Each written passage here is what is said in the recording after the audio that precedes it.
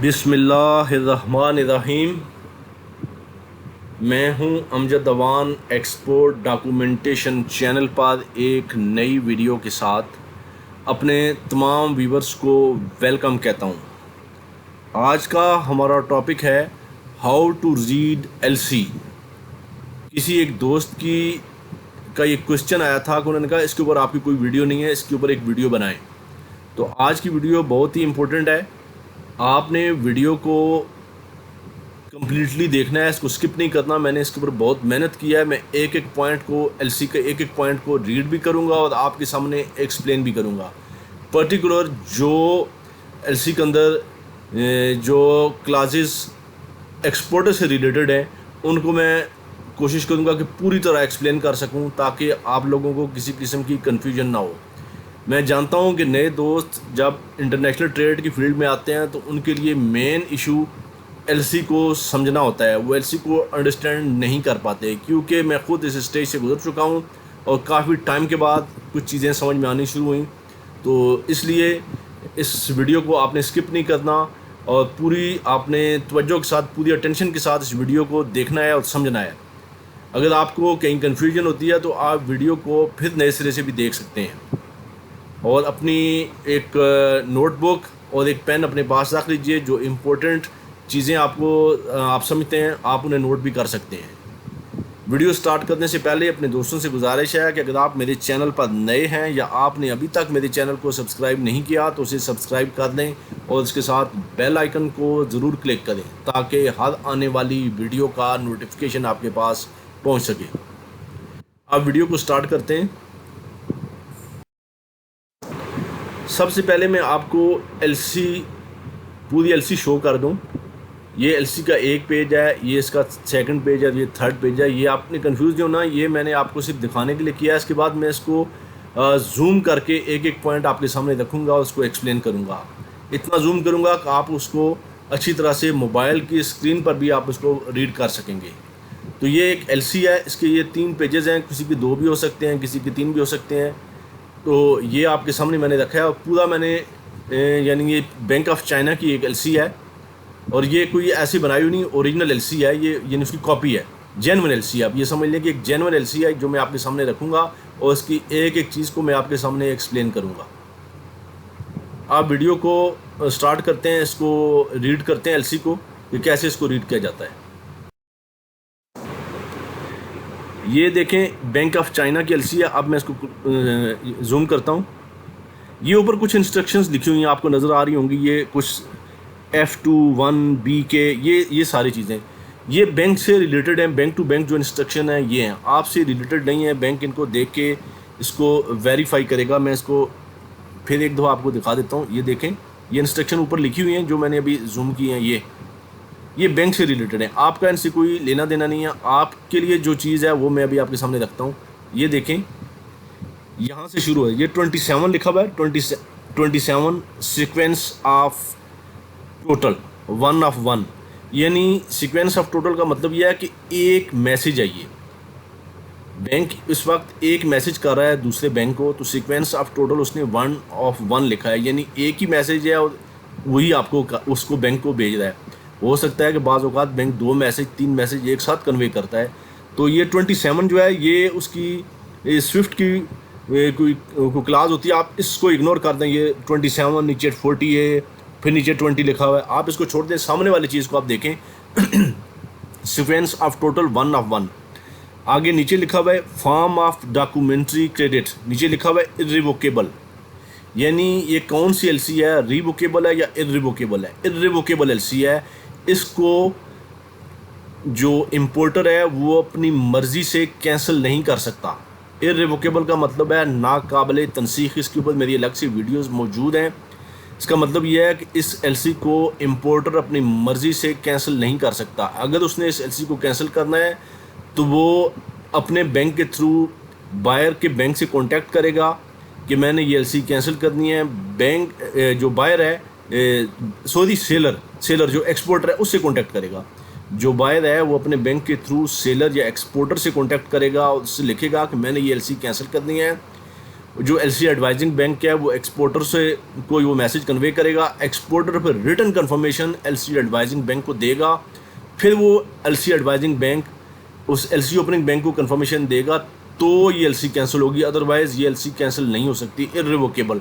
आप भी हमेशा इर्रिवोकेबल एलसी की डिमांड करें, ठीक है। नीचे आप देखें ये जो क्लास है 20, ये जैसे मैंने आपका 20 आपने इसको छोड़ देना है, ये उसकी क्लास स्विफ्ट का मैसेज है, तो ये हुआ है। आगे लिखा हुआ है डॉक्यूमेंट्री क्रेडिट नंबर, ये आगे एलसी का नंबर लिखा हुआ है, डॉक्यूमेंट्री क्रेडिट या एलसी एक ही चीज़ होती है, नीचे उसका नंबर लिखा हुआ है LC1093, ये आगे सारा लिखा हुआ है। तो ये LC जो साथ लिखा है ये भी इसी के नंबर का एक पार्ट है, आप कहीं इसको छोड़ मत दीजिएगा जब कहीं भी आपने लिखना हो। तो डॉक्यूमेंट्री क्रेडिट नंबर के बाद नीचे लिखा हुआ है LC10937, ये सारी चीज़ ये आपने कंप्लीट लिखना है, ठीक है।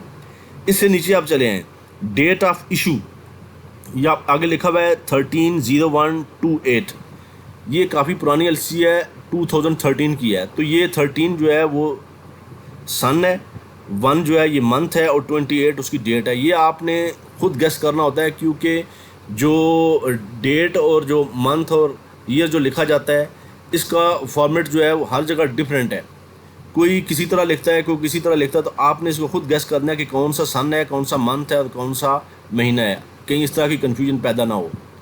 तो ये जब आपके पास एलसी आती है तो आप उस वक्त अगर उसको रीड करेंगे तो आप समझ जाएंगे, अगर कुछ टाइम गुजर गया तो फिर शायद आपको प्रॉब्लम हो। अब जैसे 13 है तो 13 मंथ तो हो नहीं सकता, ये तो सभी को पता है, ठीक है।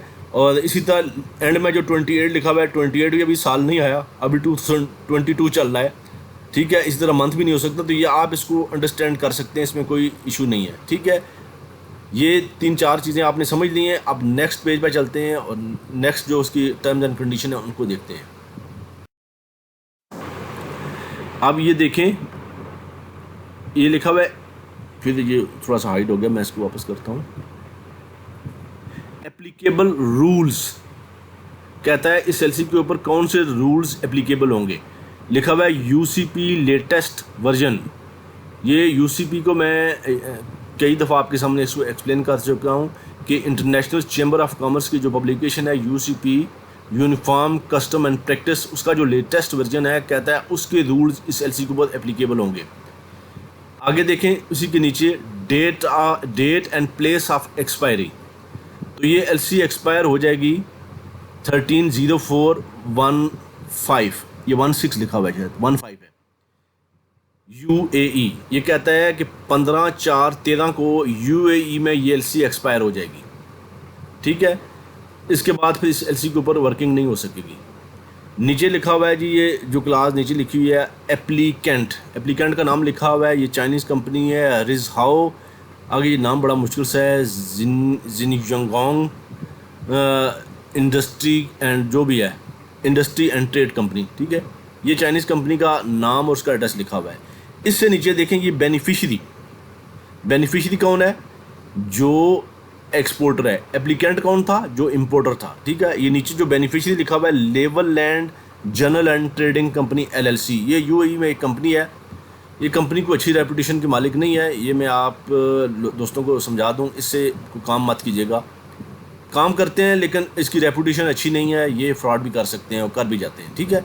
लेवलैंड एंड जनरल ट्रेडिंग LLC ये कंपनी है। इसके बाद नीचे करेंसी कोड लिखा हुआ है जी $, 492,000, यानी इतने अमाउंट की एलसी है, $4,92,000 की एलसी है, ठीक है। ये एलसी का अमाउंट लिखा हुआ है, करेंसी कोड आगे अमाउंट भी लिखा हुआ है $, 4,92,000, $4,92,000 की एलसी है। इसके बाद नेक्स्ट चलते हैं।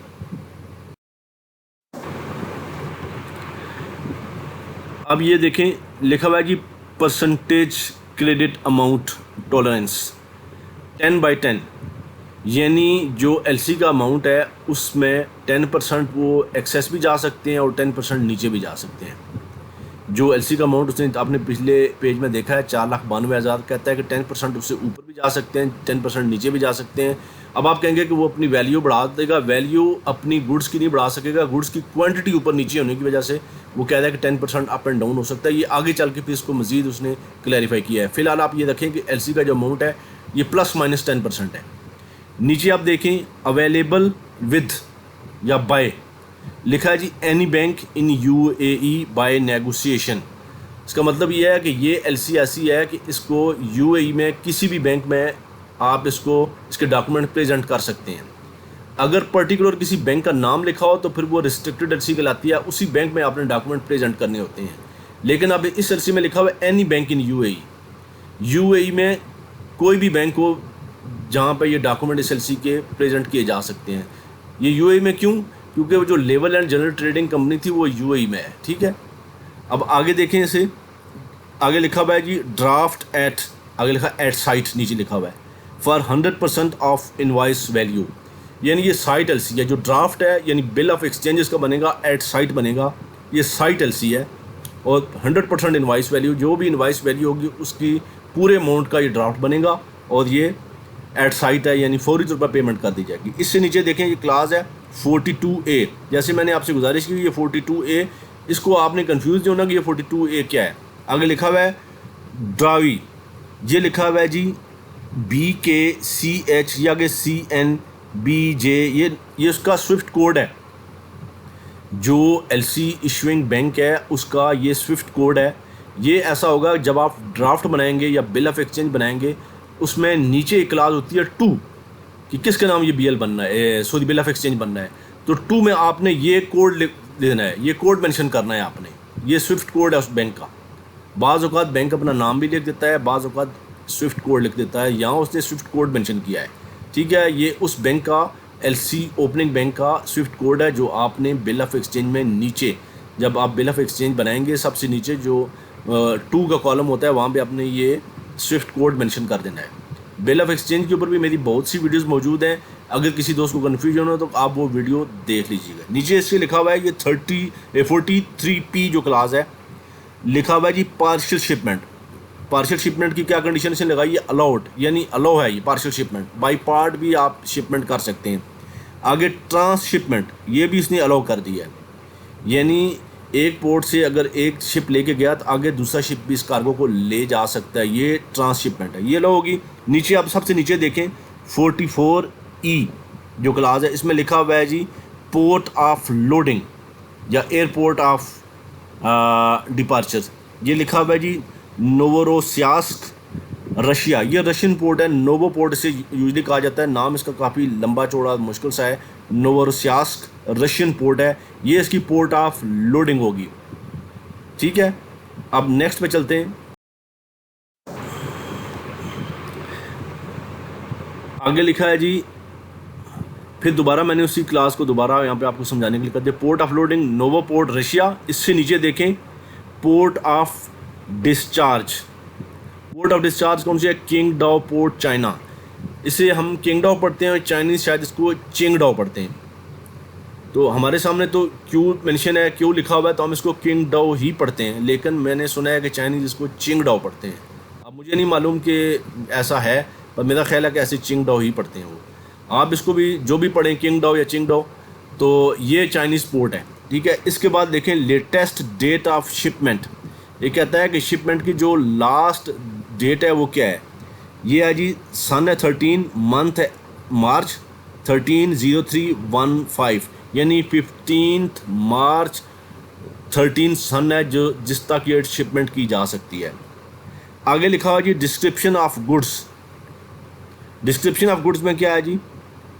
डिस्क्रिप्शन ऑफ गुड्स में उसने लिखा हुआ है जी सल्फर लम्प्स। सल्फर है, ये केमिकल है जिसे गंधक कहा जाता है, ये सल्फ्यूरिक एसिड में इस्तेमाल होता है, इसमें जो शुगर इंडस्ट्री है वहाँ यूज़ होता है, बहुत से इसके यूजेज हैं।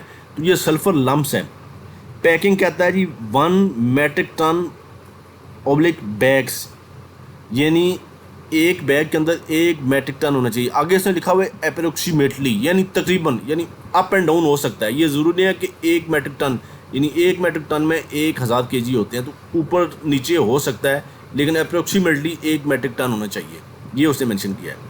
अब ये नीचे उसका लेटर हेड है, उसका अपना एड्रेस बैंक का लिखा हुआ है। अब नेक्स्ट पेज पे हम चलते हैं। नेक्स्ट में ये उसी का जो डिस्क्रिप्शन ऑफ गुड्स है वही चल रही है। ओरिजिन कह रहा है रशिया, रशियन ओरिजिन है। क्वांटिटी उसने लिखा है 3000 मेट्रिक टन प्लस माइनस 10%, यानी प्लस माइनस 10% इस क्वांटिटी में हो सकता है। जैसे आपने देखा था ना कि अमाउंट उसका क्या रहता है 10% अप एंड डाउन, तो क्वांटिटी भी 10% अप एंड डाउन है। इसका मतलब यह है कि जब ये क्वांटिटी 10% अप हो जाएगी तो अमाउंट भी ज़ाहिर बात है इंक्रीज़ हो जाएगा एलसी का। तो 10% अगर नीचे क्वांटिटी है तो वो अमाउंट भी डिक्रीज़ हो जाएगा।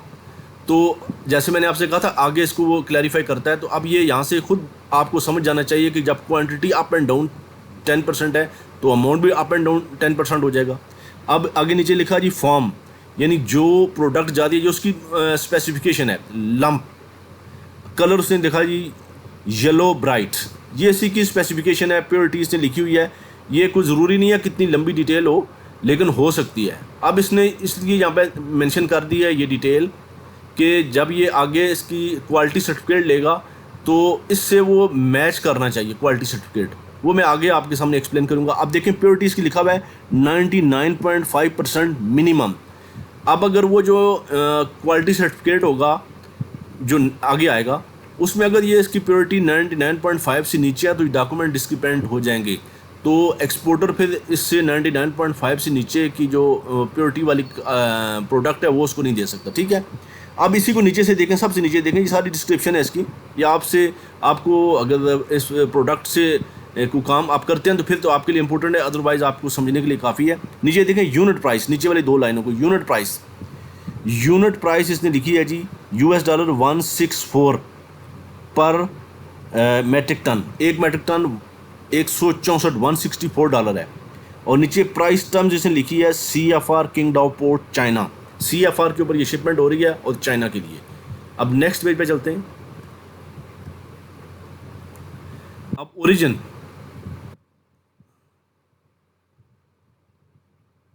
ये वही चीज़ आ गई मेरा ख्याल है, हाँ ये वही पेज आ गया, पेज, हाँ अब ये नेक्स्ट पेज आ गया। अब इसमें क्या है कि डॉक्यूमेंट्स रिक्वायर्ड, डॉक्यूमेंट्स इसको कौन से चाहिए। नंबर 101 लिखा हुआ ना, मैनुअली साइंड कमर्शियल इनवाइस, यानी कमर्शियल इनवाइस चाहिए जो मैनुअली साइन होनी चाहिए। आपने खुद उसने जो भी साइनिंग अथॉरिटी है उसने खुद ही साइन किया हूँ, मैनुअली साइन किया हूँ, पेन से किया हूँ। ठीक है, manually signed commercial invoice in 3 original and 3 copies indicating this LC number and contract number.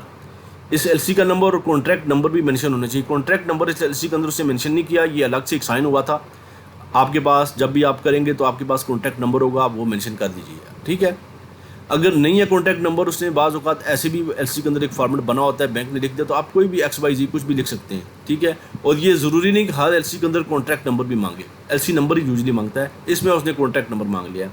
तो ये कहता है कि ये जो मैनुअली साइंड कमर्शियल इनवाइस है 3 ओरिजिनल और 3 कॉपीज़ होनी चाहिए, और LC नंबर और कॉन्टैक्ट नंबर इसके अंदर मेंशन होना चाहिए। नीचे ब्रैकेट में लिखता है photocopy and carbon copy not acceptable as original. कहता है कि अगर किसी ने कार्बन कॉपी बनाई है, आजकल तो कार्बन कॉपी का ज़माना ही ख़त्म हो गया, बहरहाल फोटो कॉपी है या कार्बन कॉपी है, उसके ऊपर ओरिजिनल की स्टैंप लगा के आप उसको ओरिजिनल नहीं बना सकते, ऐसी सूरत में एक्सेप्टेबल नहीं है। ठीक है, बाकी ओरिजिनल और 3 कॉपीज़ जो मेंशन किया हुआ है, इसके ऊपर अगर आप जो ओरिजिनल है उसके ऊपर ओरिजिनल की स्टैंप लगा दें तो भी ओके, अदरवाइज़ आप उसको ओरिजिनल कॉपी देखने की ज़रूरत ही नहीं है। आप अपने लेटर हेड के ऊपर ये इनवाइसेस 6 इनवाइसेस निकालें, साइन करें और भेज दें, ओके है इसमें। ठीक है, लेकिन ये याद रखिए 1-2 कापीज़ एक्स्ट्रा भी दीजिएगा, पूरी नहीं, आपने 1-2 कापीज़ एक्स्ट्रा देनी है। इससे नेक्स्ट क्लास है full set included 3 originals and 3 non negotiable copies of shipped on board ocean bills of leading made out to order and blank endorsed marked freight prepaid notify applicant। ये BL से मतलब उसकी instruction है कि full set of original BL का full set, यानी जिसमें 3 original हों और 3 नॉन नेगोशिएबल हों। जब आप BL लेते हैं तो बैंक आपको शिपिंग कंपनी से होती है, शिपिंग कंपनी आपको 3 ओरिजिनल देती है और कई से ज़्यादा 5, 6, 7 भी आपको नॉन नेगोशिएबल कॉपीज़ देती है। तो आपने 3 ओरिजिनल और 3 नॉन नेगोशिएबल ये आपने बैंक में प्रेजेंट करने हैं, उसके ऊपर शिप्ड ऑन बोर्ड लिखा होना चाहिए। ठीक है, और इसके बाद लिखा है जी made out to order, consignment to order होना चाहिए। जैसे BL के अंदर मैंने कई दफ़ा अपनी कई वीडियो में बता चुका हूँ 2 ऑर्डर BL क्या होता है। आगे लिखा हुआ जी ब्लैंक इंडोर्स, एक इंडोर्समेंट के ऊपर मेरी वीडियो मौजूद है कि इंडोर्समेंट ऑफ BL। आपने अगर वो वीडियो नहीं देखी तो उसको देख लें। ब्लैंक इंडोर्स यानी जो कंसाइनी का कॉलम होगा वहाँ पे सिर्फ 2 ऑर्डर लिखा जाएगा और बैक साइड से इस BL को इंडोर्स किया जाएगा। कौन करेगा? आप करेंगे, एक्सपोर्टर करेगा, ठीक है। मार्क्ड फ्रेड प्रीपेड भी उसके अंदर मेंशन होना चाहिए और नोटिफाई में एप्लीकेंट का नाम, जो इंपोर्टर है उसको नोटिफाई इसमें मेंशन किया जाएगा। अगर इसमें कोई कन्फ्यूजन है तो जो BL इंडोर्समेंट ऑफ BL मेरी वीडियो है, आप वो वीडियो ज़रूर देख लीजिएगा। अब नेक्स्ट पे चलते। अब नेक्स्ट पे जो डॉक्यूमेंट मांग रहा है कहता है वेट मेमो, आगे स्लैश लगा के पैकिंग लिस्ट, एक ही चीज़ है ये। वेट मेमो भी आपने इसी तरह मेंशन करना है। Weight memo packing list in 3 original and 3 copies, 3 original और 3 कॉपीज़ इशूड बाय बेनिफिशरी, आपने यानी बेनिफिशरी ने एक्सपोर्टर ने इशू करने हैं। Indicating quantity gross and net weight, quantity भी होनी चाहिए कि इतने मेट्रिक टन है, नेट वेट उसका क्या है और ग्रॉस वेट क्या है। यानी जो ये ऐसी चीज़ है जो सल्फ़र है, जितनी इसकी क्वांटिटी होगी वही उसका नेट वेट होगा, वो और ग्रॉस वेट जो है चूँकि बैग्स में होगा वो थोड़ा सा ऊपर हो जाएगा। तो जो भी प्रोडक्ट होगी उसकी quantity, net and gross weight of each container, ये कहता है कि हर कंटेनर का नेट एंड ग्रॉस वेट आपने मेंशन करना है। ये आप जब कंटेनर वहाँ पे कंटेनर के अंदर कार्गो आप देंगे तो आपको एक डिटेल आएगी, तो वहाँ पे उसके ऊपर कंटेनर का net and gross weight mention होगा। नहीं है तो आप शिपिंग कंपनी से ले सकते हैं, ये पैकिंग लिस्ट के अंदर मेंशन होना चाहिए। और 3 ओरिजिनल और 3 कॉपीज़, जैसे मैंने कहा कि आप ये सारी कॉपीज़ अपनी कंपनी के लेटर पे बना लीजिए। इसके ऊपर आपने कोई ओरिजिनल और कॉपीज़ की स्टैंप लगाने की आपको ज़रूरत नहीं है, ये काफ़ी है, इनफ है, ठीक है। इसके बाद नेक्स्ट क्लास है 4, certificate of origin issued by beneficiary in 1 original and 3 copies. एक सर्टिफिकेट ऑफ ओरिजिन बनाना है, ये आपने इशू करना है। इसने चैम्बर ऑफ कॉमर्स का नहीं मांगा, बेनिफिशरी का मांगा यानी एक्सपोर्टर का। आप अपने लेटर हेड के ऊपर एक सर्टिफिकेट ऑफ ओरिजिन दीजिए जिसमें 1 ओरिजिनल और 3 कॉपीज़ यानी 4 कॉपीज़ आप ओरिजिनल अपने लेटर हेड के ऊपर बना के दे दीजिए, सर्टिफिकेट ऑफ ओरिजिन, ठीक है। इसके बाद चलते हैं आगे। लिखता है जी full set of certificate of quality and quantity in 1 original and 3 copies issued by SGS। जी ये SGS ने इशू करना है, SGS से आपने इंस्पेक्शन करवानी है। तो इसमें 1 ओरिजिनल और 3 कॉपीज़ होनी चाहिए, एक सर्टिफिकेट क्वालिटी होगा और एक क्वांटिटी होगा, ठीक है। ये यहाँ पे उसने इकट्ठा लिख दिया। अगर वो अलग से बना देता है क्वालिटी का और क्वांटिटी का तो भी ठीक है, अगर एक ही बना देता है तो भी काफ़ी है। क्वालिटी उसने, जैसे मैंने आपको बताया था कि उसकी जो डिस्क्रिप्शन ऑफ गुड्स में उसने जो प्रोडक्ट की स्पेसिफिकेशन मेंशन की थी वो यहाँ पे वेरीफाई करेगा कि क्वालिटी, जैसे 99.5 मिनिमम लिखा हुआ था तो उससे ऊपर तो जा सकती है, उससे नीचे नहीं आ सकती उसकी क्वालिटी, ठीक है। और क्वांटिटी जो जैसे 3000 मेट्रिक टन है तो कितनी शिप हुई है ये SGS वेरीफाई करेगा, ठीक है। तो ये SGS के अलावा कोई और नहीं इसको इशू कर सकता, इसने SGS का नाम मेंशन कर दिया, ठीक है। नेक्स्ट क्लास देखते हैं नीचे क्या है। Beneficiaries certificate stating that photocopy of all shipping documents have been sent to applicant by email within 5 days after BL date। ये एक आपने अपने लेटर हेड के ऊपर सर्टिफिकेट बनाना है, लिखना है आपने, उसकी हेडिंग देनी है सर्टिफिकेट बेनिफिशरी सर्टिफिकेट, आगे लिख देना है we hereby certified that. आगे ये सारा सर्टिफाइड दैट के बाद ये सारी चीज़ें आखिर तक इसी तरह मेंशन कर देनी है। ये आपने अपनी कंपनी के लेटर हेड के ऊपर एक सर्टिफिकेट देना है। फिर नीचे आते हैं जी बेनिफिशरी सर्टिफिकेट, ये भी इसी तरह का एक सर्टिफिकेट है, ये भी आपने अपने लेटर पे बनाना है। बेनिफिशरी सर्टिफिकेट आपने ऊपर उसको हेडिंग देनी है और नीचे लिखना है we hereby we are certifying that, आगे लिखा है एक्स्ट्रा कॉपी। ये भी वही चीज़ है, इसने पता नहीं ये अलग से क्यों मांग लिया, आपने इसी तरह ही दे देना है we are certifying that extra copies of documents have been dispatched according to contract terms. ये भी आपने एक सर्टिफिकेट दे देना है इसके अंदर। ये कॉन्ट्रैक्ट के अंदर हो सकता है उसने आपसे एक कॉपी मांगी हो तो ये आपने कॉपी अपने डॉक्यूमेंट्स की दे देनी है। तो बहरहाल आप दें या ना दें, लेकिन यहाँ आपने ये सर्टिफिकेट ज़रूर आपने प्रेजेंट करना है बैंक में। इसके बाद नेक्स्ट चलते हैं। ये लिखता है जी एडिशनल कंडीशंस क्या हैं। वो जो डॉक्यूमेंट्स उसने मांगे थे उसके बाद उसने एडिशनल कंडीशंस इसकी दी हैं। Number 1, all documents to be forwarded in 1 cover mail.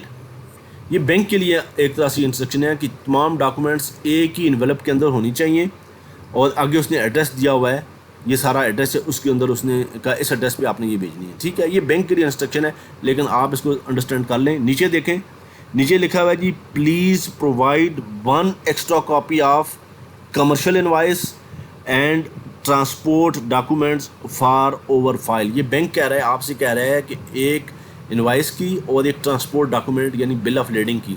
Transport document उसे मेंशन कर दिया है, आपकी एयर से जा रही है तो एयर शिपमेंट के डॉक्यूमेंट हो जाएंगे, रेल से जा रही है तो रेल के हो जाएंगे, क्योंकि ये सी से जा रही है तो बीएल की कॉपी। कहता है कि एक्स्ट्रा कॉपी, फोटो कॉपी भी दे सकते हैं, नॉन नेगोशिएबल कॉपी भी दे सकते हैं। ठीक है, ये आपने बैंक को देनी है, यानी आप अपने डॉक्यूमेंट खाते एक एक्स्ट्रा कॉपी लगा दीजिए, वो खुद ही बैंक निकाल लेगा। ठीक है, अब नेक्स्ट पे चलते हैं।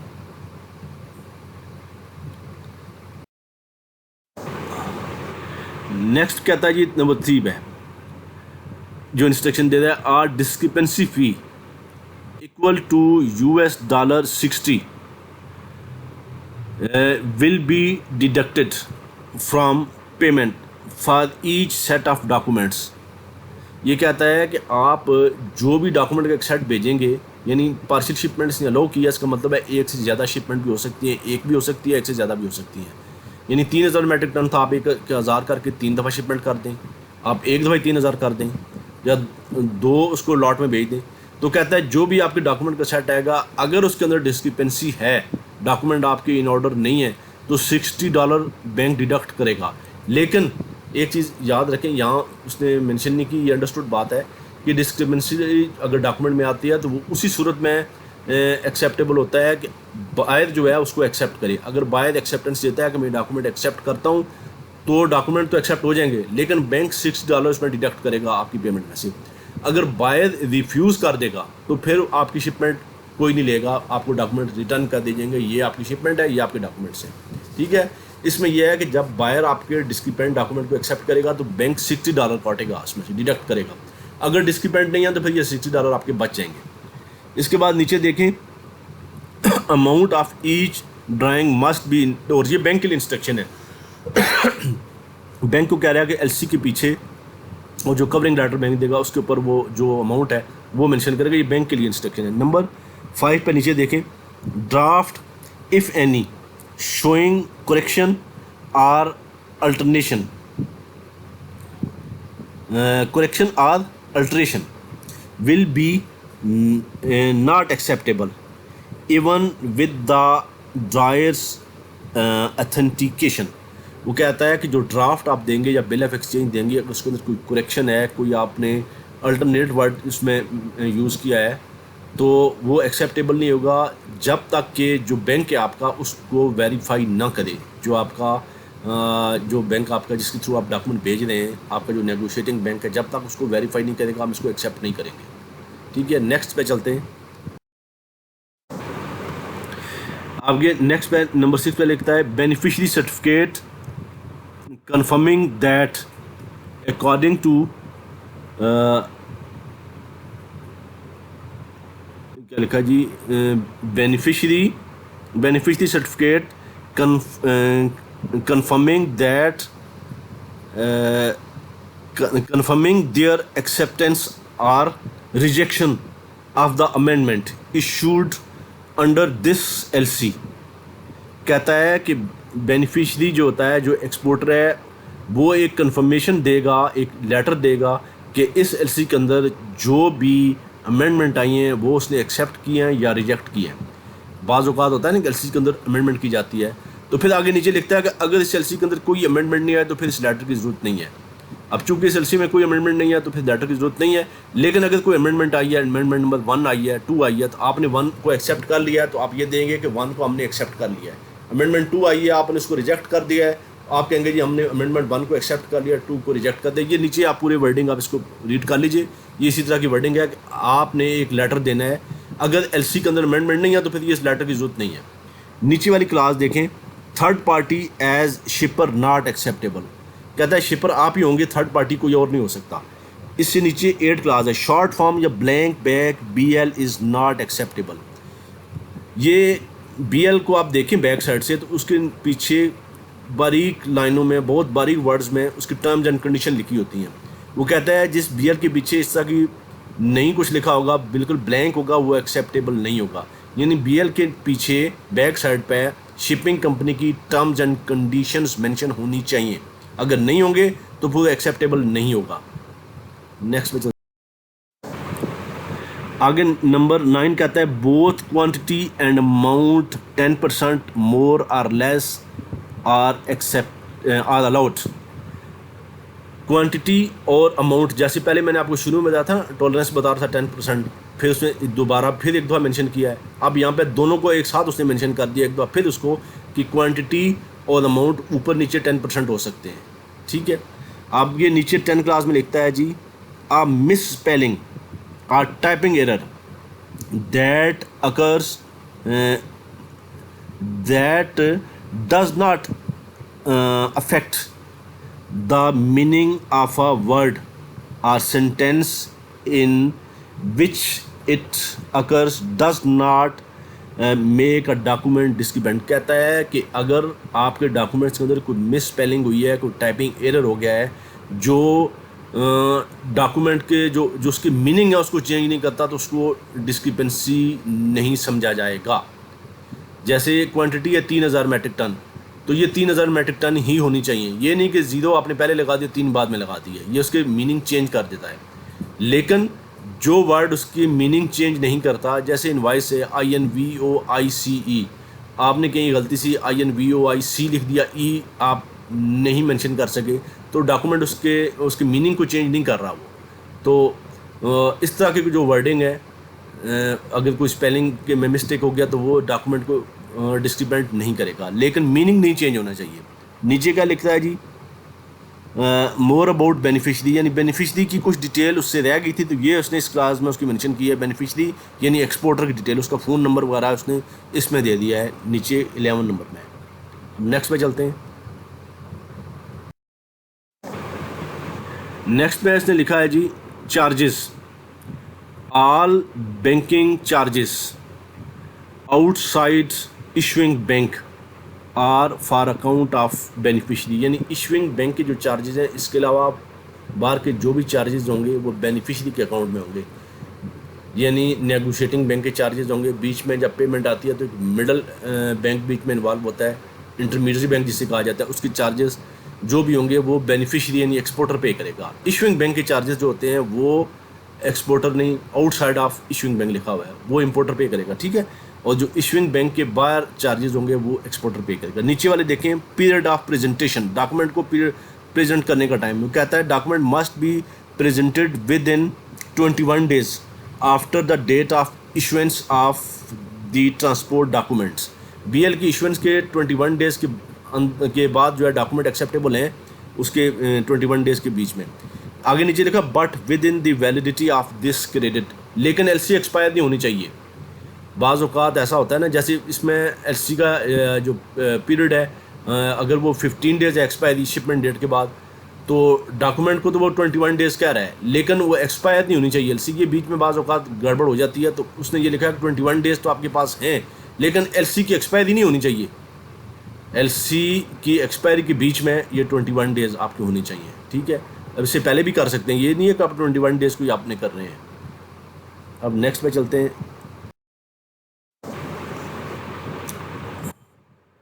नेक्स्ट पे इसने लिखा जी कंफर्मेशन इंस्ट्रक्शन विदाउट, यानी ये एलसी कंफर्म नहीं है, इसको कंफर्म कराने की जरूरत नहीं है, विदाउट कंफर्मेशन है। ठीक है, आगे instructions to the paying accepting या नेगोशिएटिंग बैंक, ये नेगोशिएटिंग बैंक के लिए उसने इंस्ट्रक्शन दी हुई है, इसको आप से रिलेटेड नहीं है। नीचे सेंडर्स टू रिसीवर्स इंस्ट्रक्शन, ये भी उसी से रिलेटेड है। वो कहता है कि मोर अबाउट एप्लीकेंट से मुतालिक मज़ीद जो इन्फॉर्मेशन उसने दी हैं, जो एलसी ओपनर है उसके, तो उसका एड्रेस भी कुछ कंप्लीट नहीं था शायद, उसने ये भी नीचे मेंशन कर दिया है। तो ये मेरा ख्याल एंड हो गया एलसी का। हाँ जी, ये एंड हो गया है। आपको वीडियो अच्छी लगे तो उसे लाइक करें, अपने दोस्तों से शेयर करें। मैंने काफ़ी मेहनत की है इस एलसी के ऊपर, फिर भी कोई चीज़ रह गई हो तो आप पूछ सकते हैं। मिलते हैं अपने नेक्स्ट ट्यूटोरियल में किसी और टॉपिक के साथ। अपना बहुत सा ख्याल रखिएगा। अल्लाह हाफिज़।